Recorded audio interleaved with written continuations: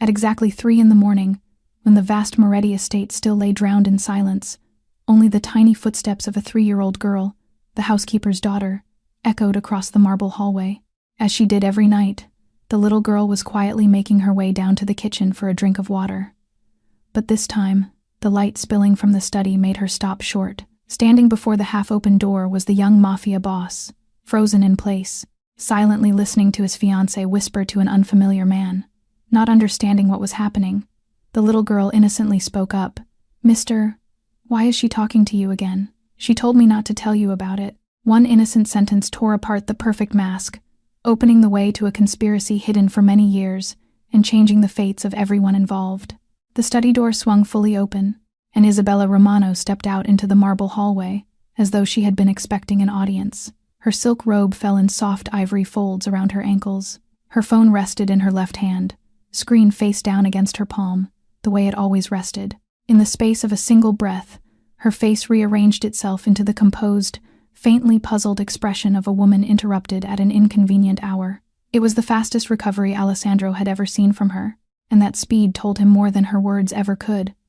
The unfamiliar man was already gone. He had slipped through the servants' passage while Emma was still speaking, quiet as a shadow trained to move at exactly this kind of moment.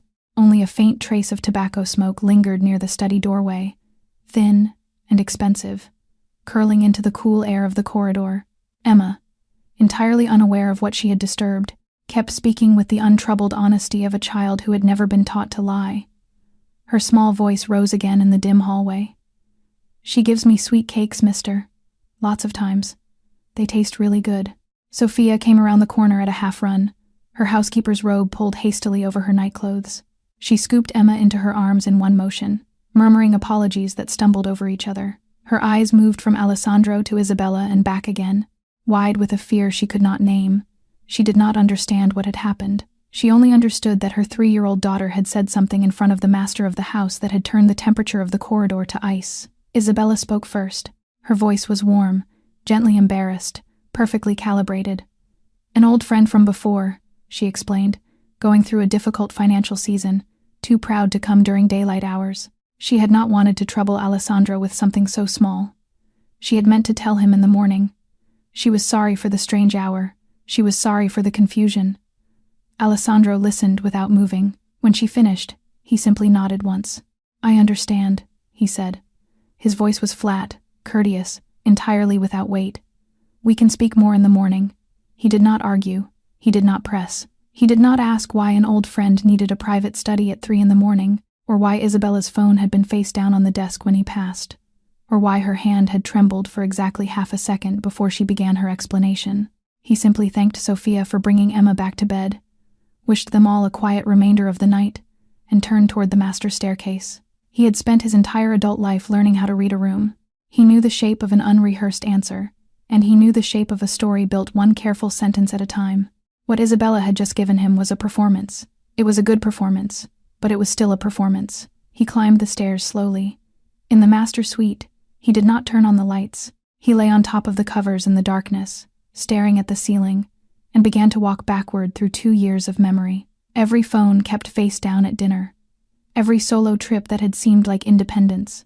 Every soft insistence that she handled the details. He did not sleep. Dawn touched the marble in the eastern hallway. Sophia began her morning shift with a mug of coffee and a bucket of quiet routine, and her hand was minutes away from brushing something beneath the study desk that no one had been meant to see. At 6:30 in the morning, Sophia Delgado let herself into the study with the quiet reverence of a woman who understood what kind of house she worked in. She did not hum. She did not turn on the ceiling light. She used only the small lamp near the window, the way she always did during the earliest cleaning shifts, so as not to disturb the hush that seemed to belong to the room itself. She wiped the desk first. She emptied the small crystal ashtray on the side table, which had not been used the night before but which she polished every morning regardless. She straightened the leather folders on the credenza.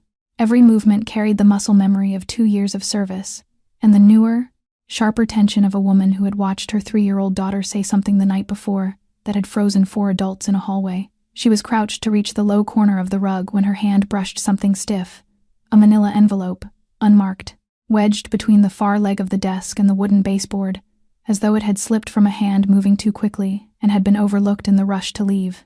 It was not sealed. The flap was tucked, not glued. Sophia sat very still on her knees for a long moment. She worked for a man whose secrets could kill people. She had understood that from the first week. Opening the envelope was dangerous. Ignoring it, she suspected, was more dangerous. Hiding it was a third door she would not survive walking through. There was really only one choice, and she made it without letting her hands shake. She rose. She held the envelope by its edge, the way one might hold something breakable. She did not look inside. She walked directly to the breakfast room, where Alessandro was already seated at the small table by the eastern window, with a black coffee cooling in front of him and a newspaper he was not reading. "Sir," she said quietly, "I found this under the study desk. I have not opened it." She placed it on the linen tablecloth and stepped back. Alessandro looked at her once, and then at the envelope. He set aside the paper. He slid the flap open with a single finger and let the contents spill into the light. There were photographs. 2 of them showed the interiors of Moretti warehouses, the Eastern Port Facility and the Western Distribution Hub, taken from angles only someone with authorized access could have reached. There was a typed list of 6 names. He recognized every one of them. Trusted men, inner circle. There was a printed copy of his own personal movement schedule for the coming week, down to the hour, and there were small hand-drawn symbols in the margin, notations tied to shipping routes that only 3 or 4 people in his organization had ever been permitted to see. This was not surveillance from outside. This was intelligence from within. Sophia stood with her hands folded tightly in front of her apron. She did not look at the pages. She was watching Alessandro's face and finding nothing to read there at all. "Thank you, Sophia," he said. His voice was very quiet. She did not know if that quietness was safety or a sentence. She only nodded. He asked her, gently but without softness, to speak of this to no one. Not Marco, not the staff, not even Emma. If the child asked why her mother's hands were cold at breakfast, she nodded again, gathered Emma from the hallway bench where the little girl had been humming to herself, and left the breakfast room in silence. The door had barely closed behind her when Alessandro's phone rang. Marco's voice was drawn as tight as a bowstring.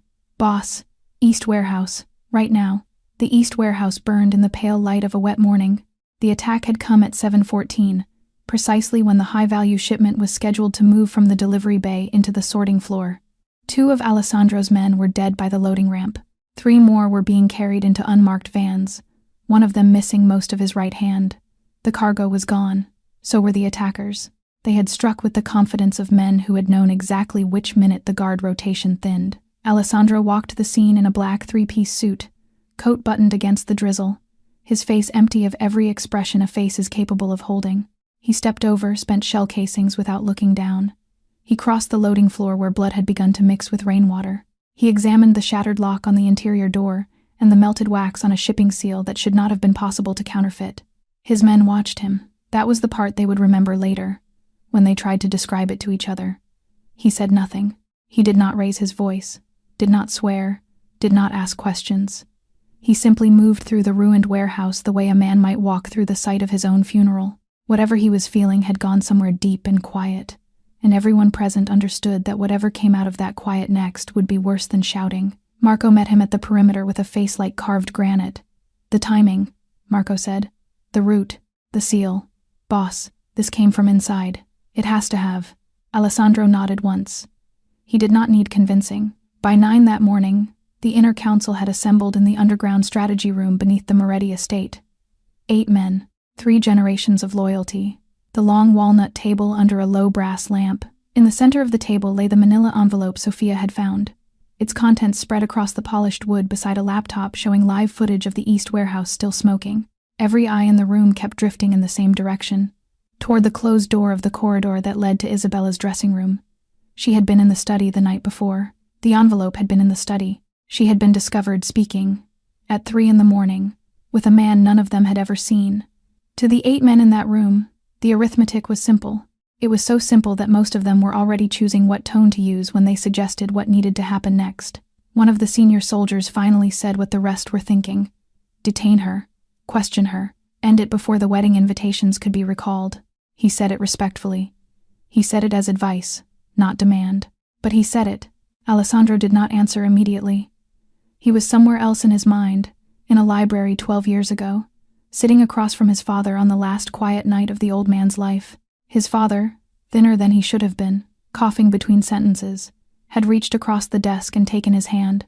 "Some enemies wear the face of a brother," the old man had said. "Learn that lesson before you need it, or it will cost you everything you love." Alessandro rose from his chair. "I will handle her myself," he said. No one argued, no one moved. He turned toward the corridor that led to Isabella's dressing room, jaw set, his coat sleeve brushing once across the leather holster beneath his vest. Alessandro entered the dressing room alone and turned the lock behind him with the soft, deliberate click of a man who had already decided what kind of conversation this would be. Isabella was seated at her vanity, a hairpin between two fingers, halfway through the small daily ritual of pinning her hair back from her face. She did not turn when the door closed. She saw him first in the mirror, and in the mirror she saw the envelope in his hand. He crossed the room in 5 measured steps and placed the envelope on the polished surface of the vanity between them. He did not speak. He waited. She went pale. It was not the guilty pallor of a woman caught. It was the entirely different pallor of a woman watching a plan collapse ahead of schedule, watching months of quiet architecture come down in a single morning. He recognized the difference. He filed it away without comment. "Who is Daniel?" he said. Her hand set the hairpin down with the care of someone placing a glass of nitroglycerin. "I have been meeting a man," she said. She did not look at the envelope. She looked at Alessandro's reflection. And then, at last, at Alessandro himself. "I cannot tell you his real name tonight. I cannot tell you why, Isabella. If I tell you tonight," she said, and her voice was low, very level, very tired. "Both of us are dead by morning. Give me 1 week. Only 1 week." Behind him, the dressing room door cracked open a hand's width. Marco had followed. He did not step inside. He simply stood in the threshold, arms folded, and said what a lieutenant is required to say when he watches his boss hesitate over a threat. "Boss, we hold her downstairs. Now.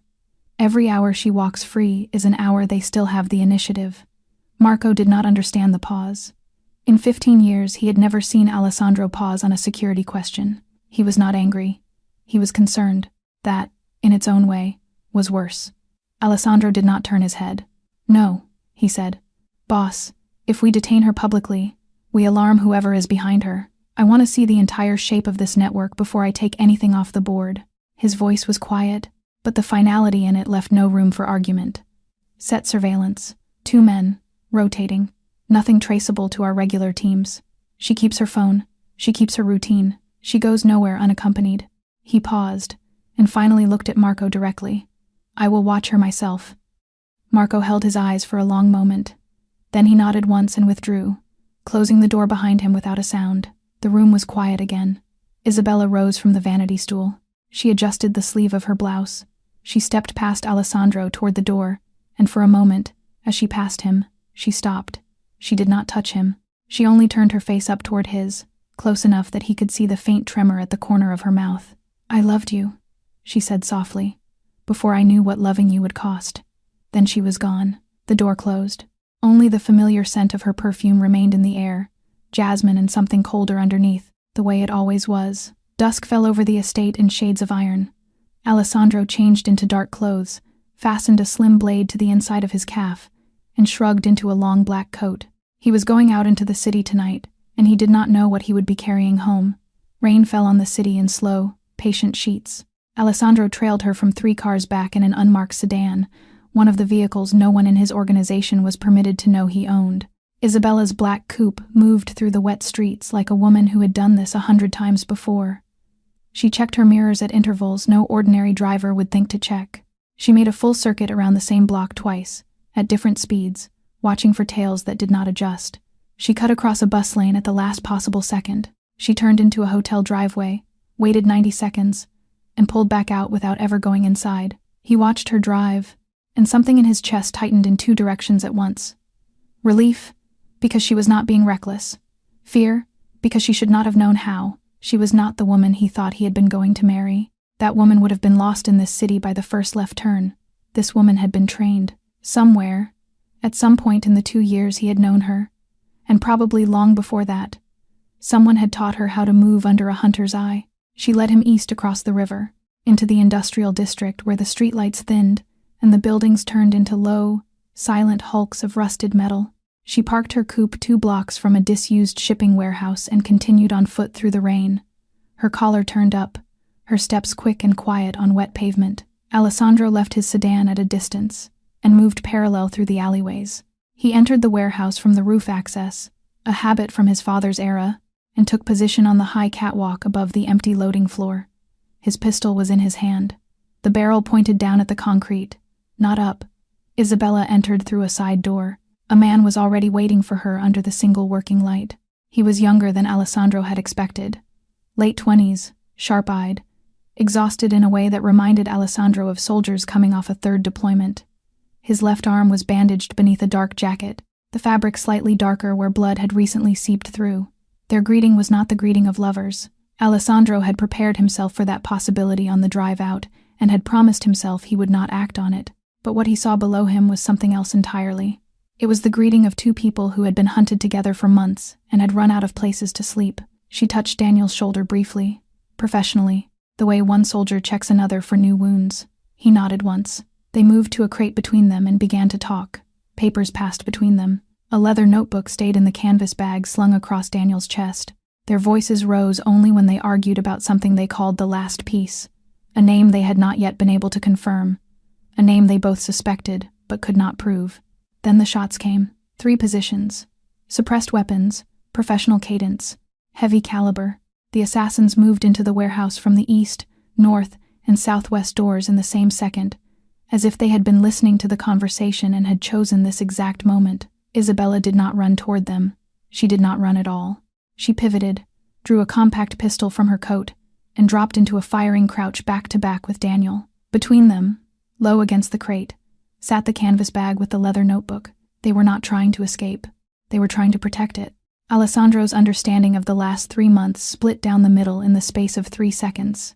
He drew his weapon and moved down the catwalk toward the floor, not to arrest, but to save.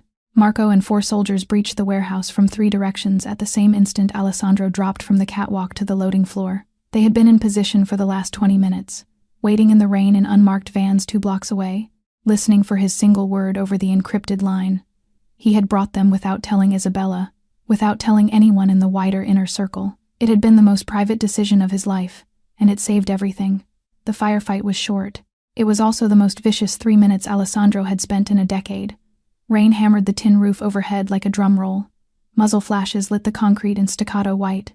The assassins were professionals, but they had come expecting to kill 2 exhausted people trapped behind a crate. They had not planned for a Moretti breach team hitting them from behind. 2 of the attackers went down in the first exchange. A third tried to fall back toward the eastern door and ran directly into Marco, who took him alive with a knee to the sternum and a hand around his throat. The last one lasted 40 seconds longer and died with his back against the far wall, still trying to reload. Silence dropped over the warehouse. The rain kept falling. Daniel was down. He had taken a round through the meat of his right shoulder and was losing blood faster than a bandage could hold. Isabella was still on her feet, kneeling beside him, pressing her palm against the wound with the steady pressure of a person who had done field medicine before. A round had grazed the outside of her upper arm during the exchange. The blood had soaked through the sleeve of her dark coat and was beginning to drip from her elbow onto the wet concrete. The leather notebook lay between them on the floor, half in a puddle, its cover speckled with rainwater and blood. Alessandro walked forward slowly. His pistol was still raised. Isabella looked up at him. She was not afraid of the weapon. He could see that clearly now, in the pale, hard light of the single working bulb overhead. She had never been afraid of the weapon. What she was afraid of, what she had been afraid of from the moment he had first said the name Daniel in her dressing room that afternoon, was that he would refuse to listen. "You need to hear him," she said. Her voice was steady, though her breathing was not. "Before you decide anything, please, Alessandro, this is not what you think." For a long moment he did not move. Marco stood behind him in the doorway, the surviving assassin already bound at the wrists, waiting for a signal that would define the next several years of both their lives. Alessandro lowered his weapon. He crouched. He picked up the notebook from the wet concrete with the careful, deliberate motion of a man handling something that might yet turn out to be an indictment against himself. The leather was cold. The weight of it, small as it was, settled into his palm like a sentence he had not yet finished reading. He straightened. He turned to Marco. "Bring them both back to the estate," he said quietly. "Dr. Rinaldi meets us at the service entrance, the safe room. No one is to know beyond the room we sit in. Not the household, not the inner council, not even the perimeter guard rotation. Move them now." Marco nodded once and began issuing orders in a low, clipped voice. Alessandro stood in the rain-loud silence of the warehouse and looked at the notebook in his hand. It weighed more than any weapon he had ever carried. The safe room beneath the Moretti estate had been built by Alessandro's father for exactly the kind of conversation that was about to take place. Concrete walls a meter thick, a single reinforced door, a long oak table under a low warm lamp. No cameras, no microphones, no listeners. Dr. Rinaldi, a silent man who had served the family for 20 years, finished suturing Daniel's shoulder without a word and packed his bag. He nodded once to Alessandro and left. The door closed behind him and locked from the inside. 3 of them remained. Daniel, pale under the lamp, seated with his arm in a fresh sling. Isabella beside him, her own bandaged arm resting in her lap. Alessandro across the table, his coat still damp from the rain, the leather notebook set on the wood between them but not yet opened. "Talk," Alessandro said. Daniel drew a breath and began. "I served Enzo Romano for 12 years, he said. "From the time I was 17, he was the man who kept me from becoming something worse. When he died 3 years ago, I made a promise to keep working the thing he had started." Alessandro said nothing. He knew the public version of Enzo's death. Everyone in their world knew it. A hit whose origin had never been proven. A casualty of an old, uneasy peace between the Moretti and Romano houses. Enzo did not die from that peace, Daniel continued quietly. In the last months of his life, he found something. There was a leak inside both families. Someone was selling secrets to a third party neither house could identify.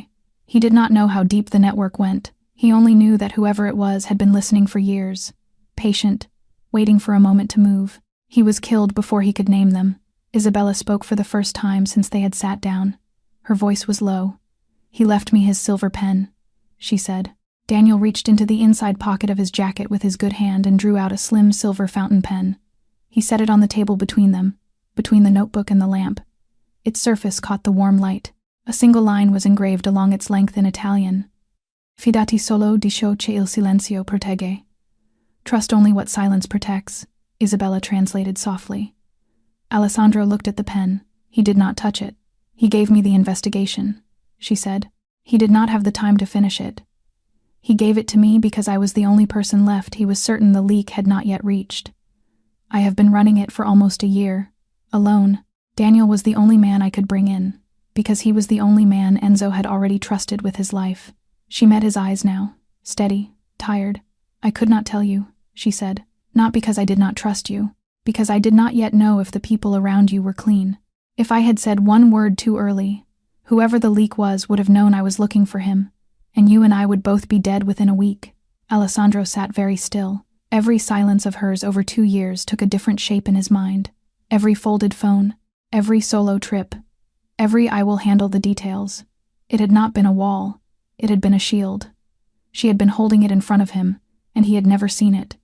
He reached for the notebook. His fingers were not quite steady, and that had not happened to him in 20 years. He opened the notebook. The first page was dated 10 months earlier. The handwriting was Isabella's, small and precise, the kind of script a person developed when they wrote knowing every word might one day have to hold up in a courtroom or in front of a grave. Every entry was signed with a single initial. Every timestamp was cross-referenced against another entry 2 or 3 pages away. She had built the whole record like a woman who understood that a single sloppy line could get her killed.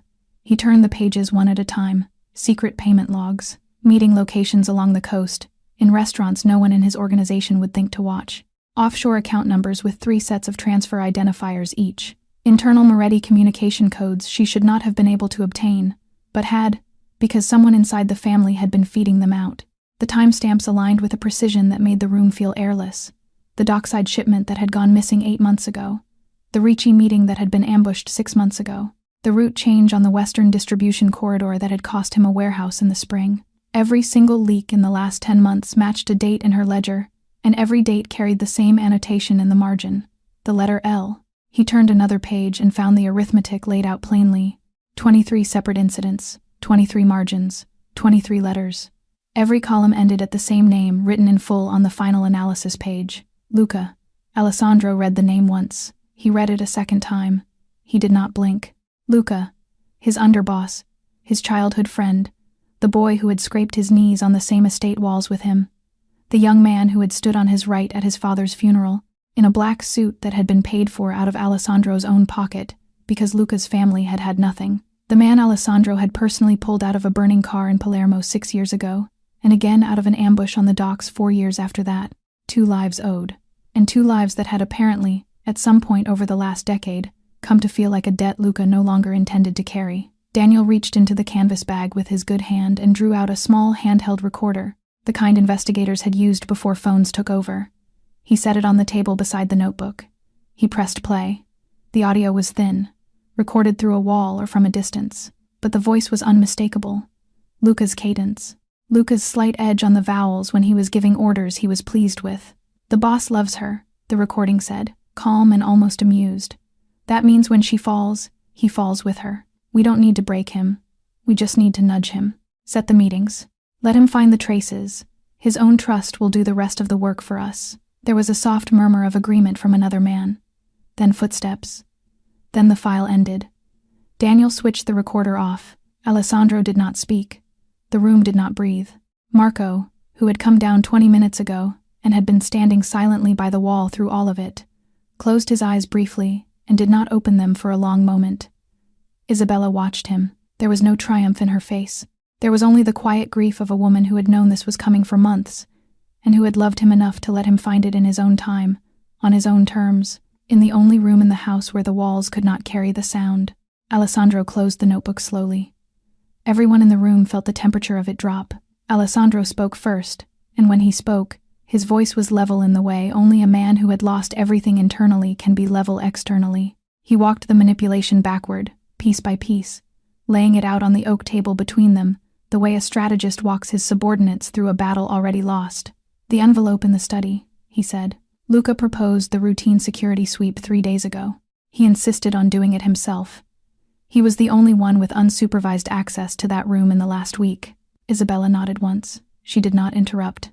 "The East warehouse timing," he continued. "Only 4 people knew the exact hour of that shipment. Luca signed the authorization for the escort rotation 20 minutes before it left the depot. He knew when the guard would be thinnest.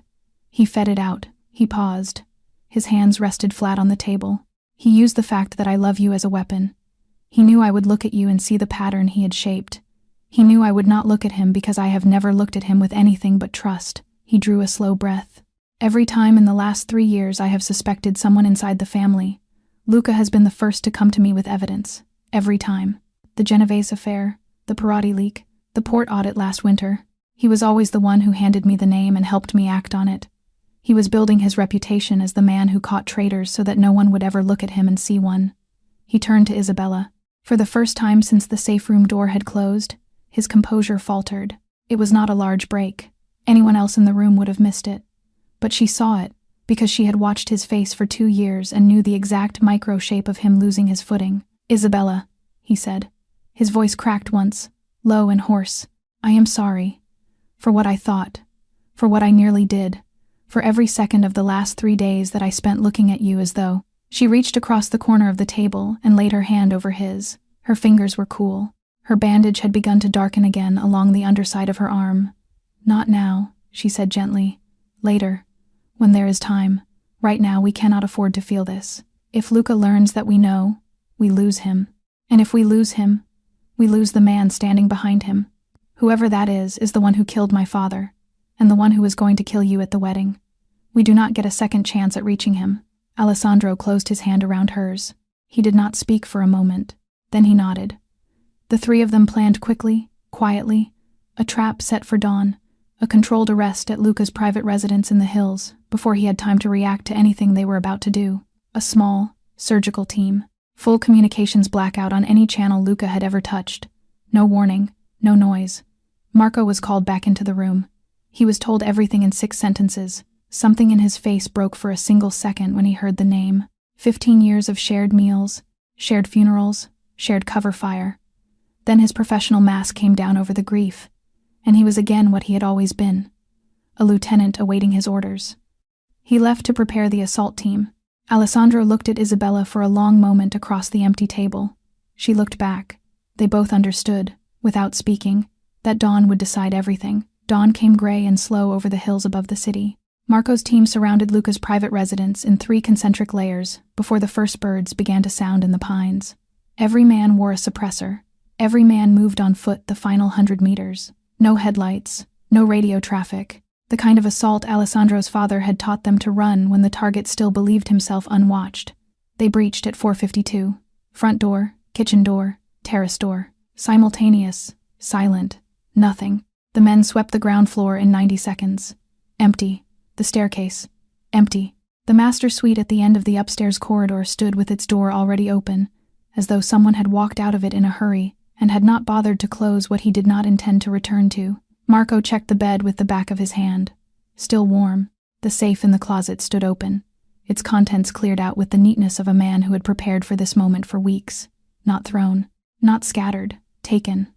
In the fireplace of the private study, personal papers had been burned within the last hour. Smoke still curled up the flue in a thin gray line, and the top layer of ash was still glowing at the edges. Luca had known. He had gone in the night, in the last window before the trap could close. Marco reported it in a single clipped sentence over the encrypted line. Alessandro received it standing in the safe room beside Isabella and closed his eyes for exactly 2 seconds before opening them again to give the next order. By 7 that morning, Marco had the source of the leak. He worked with the cold, methodical efficiency of a man who did not want to feel what he was feeling. He narrowed it to a mid-level communications coordinator who had been present at the outer edge of last night's council briefing. The coordinator had made a single, unauthorized call from a personal line at 11:43 the previous night. The call had lasted 81 seconds. The number it reached had never appeared in Moretti records before, and would never appear again. Luca had not fled alone. He had taken 6 men with him. All of them had been previously loyal. All of them had been personally promoted, mentored, and elevated by Luca himself over the last 7 years. Every one of them had believed, right up until last night, that he was serving the Moretti family. In truth, they had been serving Luca all along, and the family had been serving as their cover. The tracking teams picked up the trail within the hour. Luca's convoy had left Moretti territory before dawn, moved east through the industrial districts, crossed the Northern River Bridge at 5:15, and disappeared into the neighboring territory beyond, toward the Romano compound, toward the walled estate of Vittorio Romano. Alessandro turned to Isabella and watched the color leave her face at the sound of the name. It was the first time in the entire conversation that she had looked genuinely afraid. She had faced a gun in a rainy warehouse without flinching. She had watched the man she loved lower his weapon at her with steadiness. But this name did to her what the last 12 hours had not. She sat down slowly at the edge of the safe room table. "Vittorio," she said, "was my father's estranged younger brother. My uncle. My father spent the last 5 years of his life trying to prove that Vittorio was the one who ordered the hit that eventually killed him. He could never prove it. He died believing it, but he could never prove it." Alessandro understood then, in a single cold instant, the truth he had almost failed to see. This had never been only about the Moretti Empire. It had been about the Romano bloodline in equal measure, and Isabella was the last piece of both. 40 minutes east of the Moretti estate, past the Northern River Bridge and up the long private road that climbed into the Romano hills, the walled compound of Vittorio Romano waited in the morning light like a well-fed animal in its den. Luca arrived at the gate with his 6 men behind him, still in the dark clothes they had worn during the night flight. He was allowed in without pause. He was expected. The main house was old money worn to a fine patina, marble floors polished to the softness of river stones by 3 generations of feet, oil portraits of men who had never smiled at a painter. In the private study at the rear of the house, a room lined floor to ceiling in walnut, Vittorio Romano sat in a wide leather chair beside a low fire, a cup of espresso balanced on the arm of the chair, and waited. He was 64. His hair was pure silver, cut short. His hands were still. He had the posture of a man who had waited 2 full decades for a specific morning to arrive, and had never once allowed himself to appear to be waiting. Luca placed the folder on the desk. Inside were the last things Alessandro would ever want anyone outside his circle to see: defensive weak points of the Moretti estate, the old tunnel maps from the days when Romano and Moretti had shared land, personnel files on the surviving inner circle, with notes in Luca's own handwriting on which of them could be broken and which could not. Alessandro's daily movements down to the minute. Vittorio glanced through the pages without moving from his chair. Then he set the folder aside and looked at Luca for the first time. "You have done well," he said. His voice was quiet, almost warm. "Your father would have understood you today better than he ever understood you in life. The bargain had been struck long ago. It was only now being finalized. When Alessandro was dead, Luca would receive the underboss chair of a unified Moretti-Romano territory, the largest single organization on this coast in 50 years. He would answer only to Vittorio. He would want for nothing. Luca inclined his head. He did not speak. He had learned, over the last 7 years of this arrangement, that Vittorio preferred silence in the moments he chose to fill himself.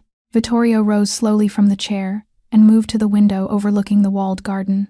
He clasped his hands behind his back. "My brother Enzo," he said, almost to himself, spent his whole life playing at honor. He believed the Romano name meant something a certain way. He was wrong. The name means whatever the man holding it decides it means. He turned his head slightly. He died standing. His daughter will die kneeling. The private grievance was 3 decades old. A Romano succession dispute their father had settled in Enzo's favor. Enzo's death, 3 years ago, planned personally by Vittorio's own hand, through intermediaries too well buried for the investigation Enzo left behind to reach. And now the last piece he needed.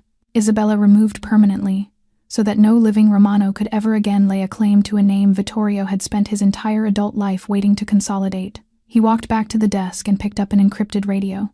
He mobilized the largest force he had assembled in 10 years, more than 80 guns, 3 axes of attack. It was a small army for a private war, and it was assembling and staging positions across 3 districts, even as he spoke.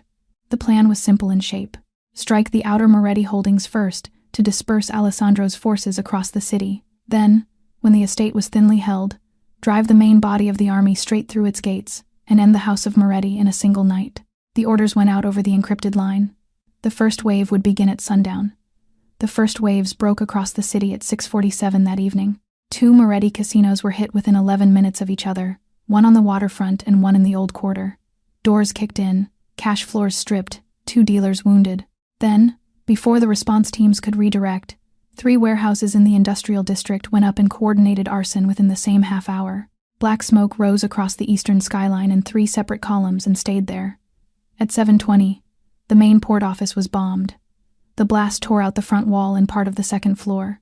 2 of Alessandro's men, who had been holding the reception desk, died in the first 30 seconds. The rest fell back into the rear stairwell and held the interior with rifles. Alessandro's forces were spread across the city, defending too many fronts at once. Every unit that moved to a burning site left another target uncovered. It was the exact shape of the plan Vittorio had drawn hours earlier in the walnut-paneled study, and it was working with the ugly efficiency of a strategy built by a patient man. In the underground command center beneath the Moretti estate, Alessandro stood at the head of a long steel table under a bank of monitors. Each screen showed a different location. Each showed a different failure in progress. He gave orders in a low, precise voice, redirecting reserves, cutting off retreats, ordering wounded men extracted through routes only he still knew. Isabella stood beside him, not behind him, beside.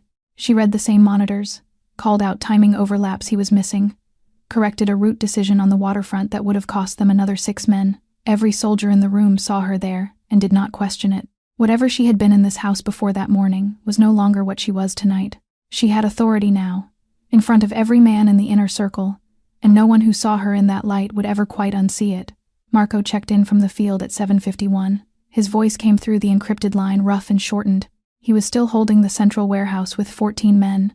He had blood in his hair. He was not moving. "We can hold here another hour, boss. Maybe 2. After that, we lose it. Hold what you can," Alessandro said. "Fall back when you have to. Do not die for a building." At 8:03, the satellite team confirmed it. Luca had been sighted, in dark tactical gear, at the eastern staging point among the Romano forces. He was not hiding. He was directing.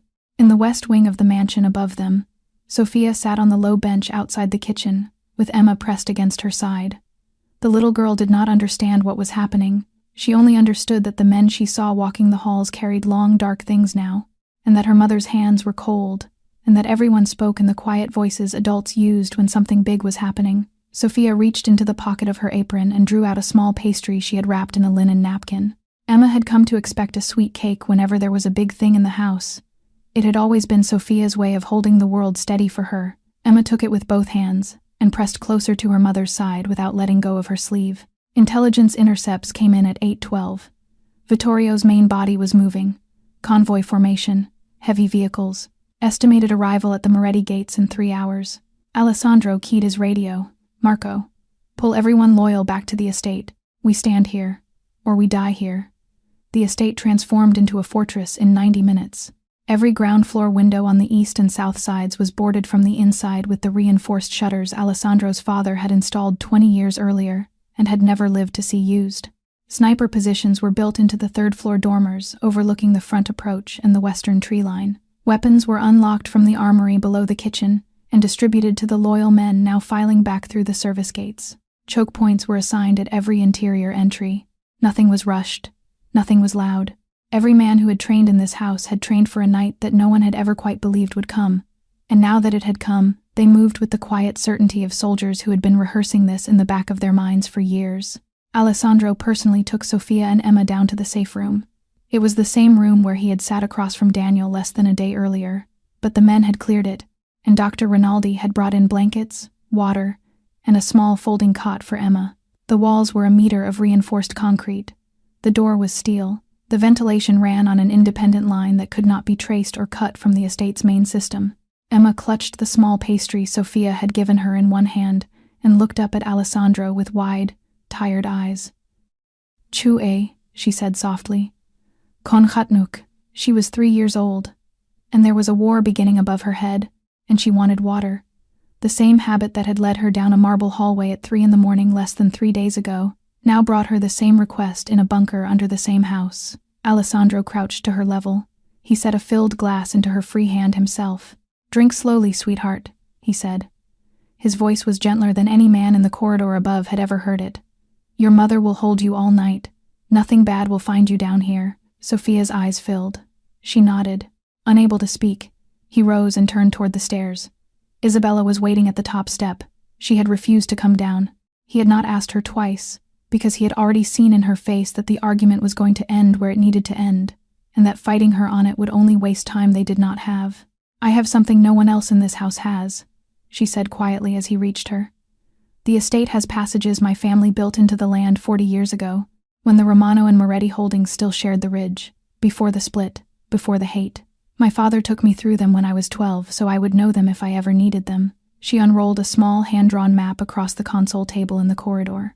"There is one service tunnel," she continued, tracing it with her fingertip, "that connects the western tree line to the wine cellar on the west wing. Luca knows it exists. He walked it once, as underboss, when he was reviewing perimeter routes, but he does not know I know it, and it is the only way into this house that our cameras will not see." Alessandro looked at the map. Then he looked at her. 6 of their most trusted men were positioned in the dark at the tunnel's interior mouth within 20 minutes. They waited in silence. Night fell completely over the estate. In the distance, the low, patient sound of many engines began to grow. Vittorio's army had arrived. The outer walls came under fire at 10:23. The first rounds punched through the stone gatehouse in a tight 3-shot pattern, and every light on the estate went out at once. Alessandro's men had cut the main power at the first impact to deny the attackers any silhouette to shoot at. The mansion went dark from the roof to the cellar, and the only illumination inside became the muzzle flashes from the sniper positions on the upper floors and the growing orange glow of a fire that had started in the eastern courtyard. Marco held the main gate and the perimeter wall with 40 men. The fighting there was brutal from the first minute. Vittorio's forces came at the front with heavy vehicles and coordinated waves, exactly as the intercepted plans had predicted, and Marco met them exactly where he had promised he would. Rifle fire cracked over the courtyard in unbroken bursts. 2 of Marco's men went down at the west guard tower and were dragged back into cover by the 3rd. A Romano soldier who tried to climb the outer wall took a round through the throat before his hand reached the top. The fire in the courtyard grew. Inside the west wing, the noise of the outer battle came through the walls as a low, continuous drum. Alessandro and Isabella waited at the interior mouth of the service tunnel in near total darkness. She held the small pistol her father had left her, the one Enzo had taught her to fire when she was 17. Alessandro held his Beretta at low ready. 2 loyal soldiers were positioned behind them at the corridor bend. 4 more waited in the wine cellar below. No radios, no lights, only the shape of each other's breathing. 30 minutes passed with almost no sound inside the wing while the war roared beyond the walls. Then the tunnel door began to open. It moved slowly, in the careful way of men who believed they were unseen. 8 figures came through in a tactical line, weapons up, sweeping the corridor with practiced arcs. They were Luca's men, They wore the same dark tactical gear he had been sighted in that afternoon. They walked directly into the trap. The exchange lasted less than 60 seconds. Suppressed weapons in a dark hallway. The muzzle flashes were small, contained, controlled. The first 2 attackers went down before they registered the shape of anyone waiting for them.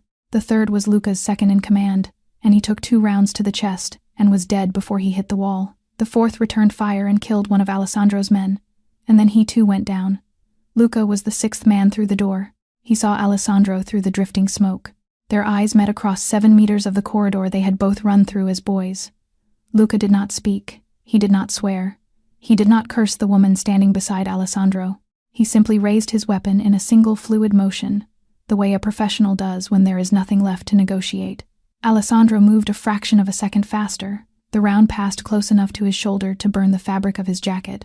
He answered with 2 rounds, and Luca broke sideways down the corridor and into the darkness of the eastern hall. The trap became a hunt. Alessandro pushed off the wall and pursued, leaving Isabella and the 2 remaining soldiers to finish clearing the tunnel and secure the wing. He and Luca moved through hallway after hallway, hunter and hunted, through the very house that had raised them both from boyhood. They ran through the mansion in the dark, and the darkness was cut only by the strobing flashes of gunfire outside the tall windows.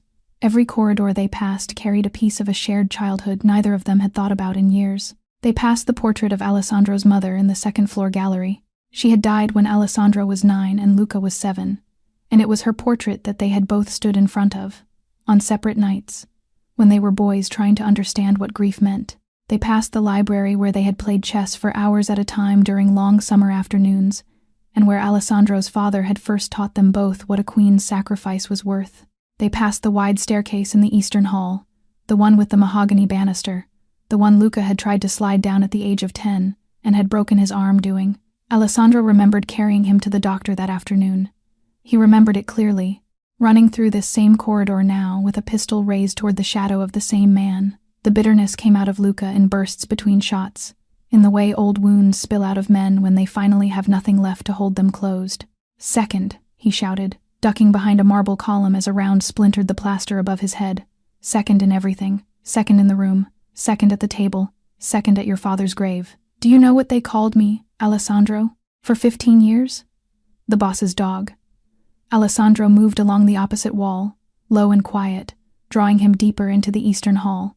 "Your father looked at me like a foster son." Luca fired twice, wide, driven now more by rage than by aim. "You never once looked at me like a brother.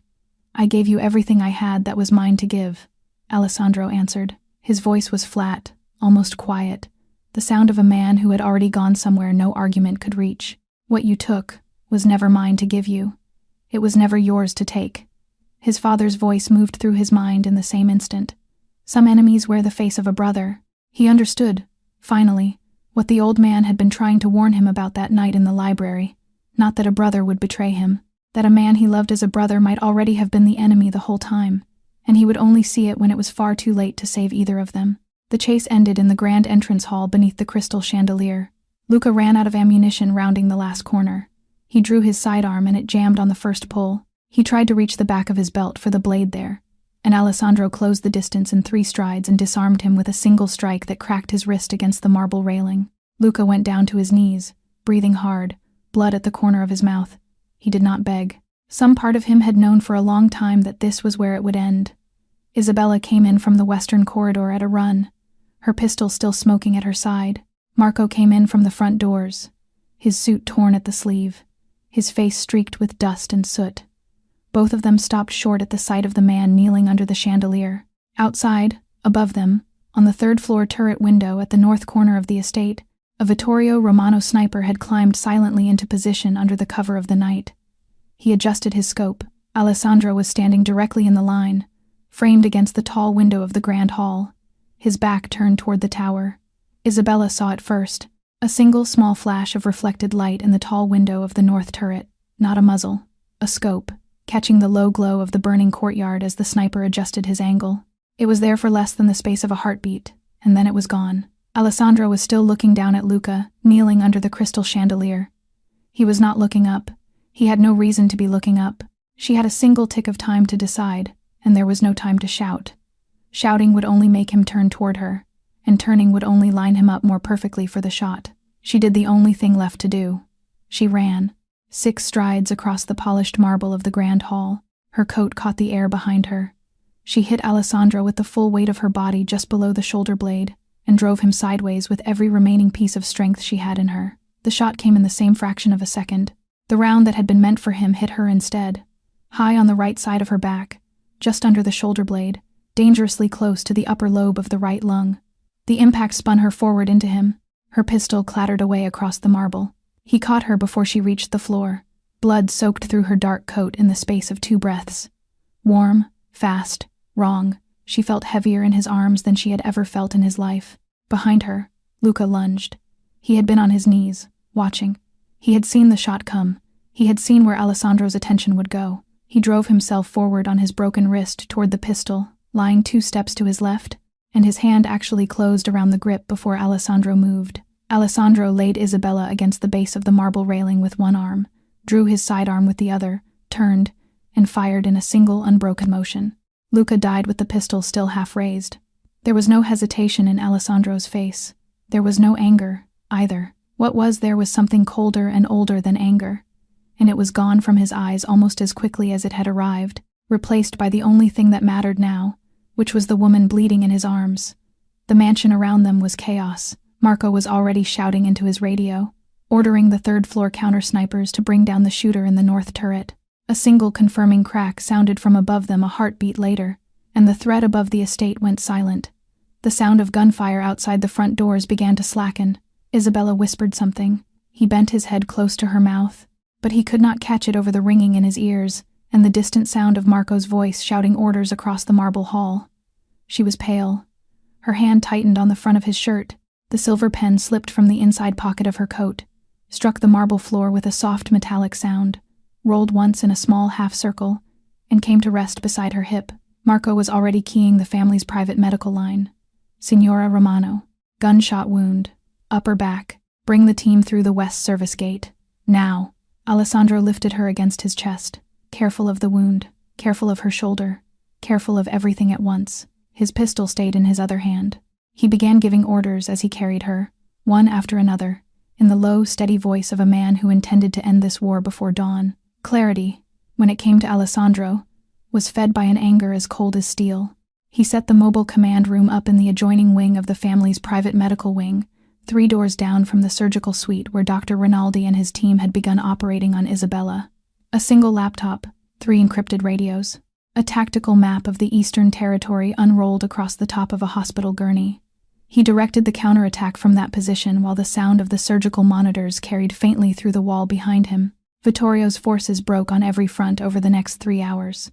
Marco led the eastern push himself, driving straight into the Romano rear staging area, with a compact strike force of 30 men. The attackers there had been counting on the estate itself to fall first. They were not prepared for a counterstrike into their own resupply line, and the entire column collapsed within 40 minutes. Marco lost 2 men. Vittorio's rear guard lost 23. The Moretti counter-snipers on the third-floor positions of the estate swept the surrounding hills clean of the observation posts that had been directing the Romano advance. One by one, the elevated positions went silent. Without eyes, the attacking columns lost cohesion. Without cohesion, they lost their nerve.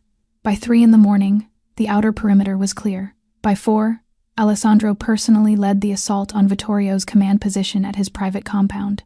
He took 12 men with him. He did not need more. Vittorio's remaining household guard, watching their radios go dark one by one, surrendered in the front courtyard before the first door was breached. Vittorio himself did not surrender. He was found in the walnut-paneled study where he had made his bargain with Luca less than 24 hours earlier. He had taken a round through the outer thigh during the retreat and was seated in the same wide leather chair, one hand pressed against the wound, his cane leaning against the arm. He looked up as Alessandro entered. His face registered no fear. His mouth registered contempt. "Your father-in-law," Vittorio said, and he spoke Enzo's name with the deliberate softness of a man savoring an insult he had been polishing for 30 years. Spent his whole life playing at morality. He died because he never understood power. My brother died standing because he could not learn to kneel to what he could not defeat. Alessandro looked at him for a long moment. He thought about Isabella under the surgeon's hands 3 doors from where he had left her. He thought about the silver pen lying on the marble in the grand hall. He raised his weapon. He ended it. Not with anger. With justice. The sniper from the north turret was taken alive. Marco personally saw to it. There were still names left to reach, and the sniper knew several of them. He would talk. They always did. Dawn broke pale over the Moretti estate. The cost was heavy. 17 loyal men had fallen in the night. Each of them would be honored by name, and each of their families would be provided for out of Alessandro's own resources for the rest of their lives. He would make that call personally to every household before the sun was fully up. But the house of Moretti stood. Isabella was still in emergency surgery. Hours had passed. Hours would still pass. In the safe room beneath the estate, Sophia held Emma against her chest. The little girl had finally fallen asleep against her mother's shoulder, the unfinished pastry still cupped loosely in her small hand. Alessandro sat alone outside the surgical suite of the family's private hospital, still in his blood-stained clothes, and did not move. Alessandro sat in the narrow corridor outside the surgical suite and was, for the first time in many days, alone with his own mind. He thought about her silences, every single one of them. Every time she had risen from the dinner table when his phone had rung, murmuring an apology and slipping out of the room so he could take the call in private. He had thought it was manners. It had been protection. She had been giving the men in his own house no chance to guess how much she was learning by watching his face while he listened. Every evening she had said she was busy and could not be reached for 2 or 3 hours at a time. He had thought it was independence. It had been reconnaissance. She had been walking meetings and running counter-surveillance and building the record that was now the only reason he was still breathing. Every folded phone, every solo trip out of the city, every soft, gentle let me handle the details. For 2 years, she had been standing between him and a knife he could not see, and he had spent the last 3 days of it looking at her as though she were the one holding the blade. Her father's teachings ran through the notebook now sitting in his desk drawer at the estate. Line after line, guarded like scripture in the hands of a 28-year-old woman who had inherited a war from a dying man and had chosen to fight it alone rather than expose the one person she was fighting it for. His phone buzzed against the bench beside him. Marco, reporting in. The estate had begun repairs from the outside in. Broken glass was already being swept from the eastern courtyard. Structural damage was being catalogued room by room. The families of the 17 fallen men were being contacted personally by Marco himself, one call at a time, from a private number that would leave no trace on any exchange. Each family would be visited before nightfall. Each would be looked in the eye by a man who had fought beside their husband, their son, their father. Alessandro read the summary, replied with 3 words of confirmation, and set the phone down. Toward the end of the morning, Sophia came quietly down the corridor with Emma at her side. She carried a small tray with coffee and a plate of bread and butter. She set it beside him on the bench, and she did not try to speak. She simply nodded once and stepped back. Emma was subdued in a way she had not been in her entire short life. She stood at Alessandro's knee and looked up at him with the seriousness of a child who had understood, without being told, that a grown-up thing had happened. "The lady who fell down," she said. "Is she still sleeping?" Alessandro reached out and cupped the back of her small head with a hand that had, only hours earlier, held a pistol against a man's ribs. "Yes, sweetheart," he said, in the softest voice a man like him had. "She is sleeping. She is getting better." Emma nodded, thinking about that. Then, with great seriousness, she reached into the pocket of her small cardigan and drew out a pastry wrapped in a scrap of linen. It was still warm. She had asked the kitchen for it herself. She held it out to him with both hands. For her. When she wakes up, sweet cakes make people feel better. Mommy says so. Something in Alessandro's chest, something that had been closed for 20 years, came apart. He took the pastry with both hands, as though it were the most important object in the world, and he nodded once because he could not speak. Behind them, the surgical door opened. Dr. Rinaldi came out. His face was tired, but it was gentle. Isabella had come through the surgery. Alessandro rose to his feet, the small warm pastry cupped in his hand like a promise, and walked toward her room. Isabella woke a few hours later, blurred at the edges by the medication. The light in the private hospital room was soft and yellow. There was a low, steady sound from the monitor beside her bed. There was the weight of a hand around hers. Alessandro was there. He had not moved from the chair beside her since the surgical door had opened. He began to speak the moment her eyes found him. He apologized for 2 years of not seeing her clearly. He apologized for the last months of doubt. He apologized for the rain and the warehouse and the second his weapon had been raised in her direction. His voice broke twice before he reached the end of the sentence, and he did not care that it did. She stopped him with the smallest possible movement of her fingers against his palm. "You had to doubt me," she said. Her voice was thin, but it was steady. "That was the design of the whole thing. If you had trusted me too easily, both of us would already be dead. Your doubt is what kept me alive long enough to reach you." He could not answer. He only lifted her hand and pressed the back of it to his forehead. He laid the silver pen into her open palm, the pen he had knelt to pick up from the marble of the grand hall after she had fallen. He placed the small pastry from Emma onto the plate on the bedside table, exactly the way the little girl had instructed. It was to stay there until she was awake. Isabella smiled for the first time in many weeks. 2 silent tears traced the line of her temple into her hair, and she did not move to wipe them away. 3 months passed. Sophia was given a permanent cottage on the Moretti estate. Not a staff room, a home. It had its own kitchen, its own small garden, its own front door with her name on the small brass plate beside it. Emma's bedroom in the cottage was painted, at her own solemn insistence, entirely in shades of blue. She had explained it very carefully to the man from the paint shop. Blue like the sky. The sky is where the birds live. The remaining threats from the Vittorio network were dismantled quietly through Alessandro's channels over the following weeks. The surviving shooters had left the country. Certain names in banking and shipping had received quiet visits from certain lawyers and had chosen, in the interest of long health, to retire from public life. Marco commanded the reformed inner circle now. It was smaller than the old one. It was cleaner. It had been verified through blood, and everyone in it understood exactly what that meant. Isabella recovered slowly. She walked the gardens in the late afternoons with a slim wooden cane, her long hair loosely tied, sunlight touching her shoulders where the surgical scar was still fresh under her blouse. On one such afternoon, Emma ran across the lawn in the golden light, holding a small pastry Sophia had baked for her that very morning, laughing at nothing at all. She was the mirror image of the sock-footed little girl who had once walked a dark marble hallway at 3 a.m, though she did not know it yet, and neither did anyone watching her. She reached Alessandro on the stone bench beneath the olive tree. She broke the pastry in half with the great seriousness of a 3-year-old performing an important task, and she handed one half up to him with both hands. "Mom made this. It is really good. Mr. Alessandro, you eat. Miss Isabella, you eat too. When you finish eating, everybody feels better." He bent down and accepted the half pastry from her small hand. The smile that came to his face was real. It was the first fully real smile in many months. Isabella watched from the garden path, the silver pen resting in her fingers, sunlight in her hair. Some silences, the storyteller understands at last, are guilt. Others are the final shield of the people we love. The hardest wisdom of a dangerous life is learning to tell the difference between them, before the last bullet finds its way to its target. Dear friends, thank you for staying with this story until the end. The lesson at the heart of it is a quiet one. Truth does not always arrive with a loud voice. Sometimes it arrives in the words of a 3-year-old who is only thirsty at 3 a.m.